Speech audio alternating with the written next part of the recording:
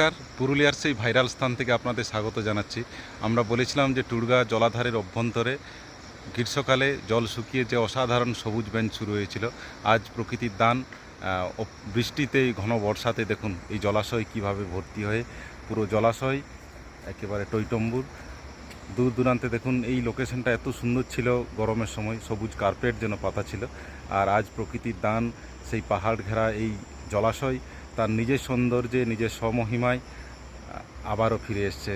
যারা প্রকৃতি, গাছপালা, জলাশয় ভালোবাসেন, বন্যপ্রাণ ভালোবাসেন, বর্ষার এই সতেজ প্রকৃতি দেখার জন্য আবারও আসুন। সেই টুরগা জলাধার বাঘমুন্ডির পেহেলগাম নামে বিখ্যাত হয়েছিল। তুলনা করার মধ্যে কোথাও কিন্তু কোনো বিভেদ নেই। মানুষ ভালোবেসে এই সৌন্দর্যকে কাছে টেনে নিয়েছিলেন। আপনারা আসুন, পুরুলিয়াকে ভালোবেসে এই অসাধারণ সৌন্দর্য প্রকৃতি আপনাকে স্বাগত জানাচ্ছে। আর যে ঝর্ণার জল শুকিয়ে গিয়েছিল সেই ঘাগকচা ঝর্ণা দেখুন কত জল এসছে। ভালো থাকবেন।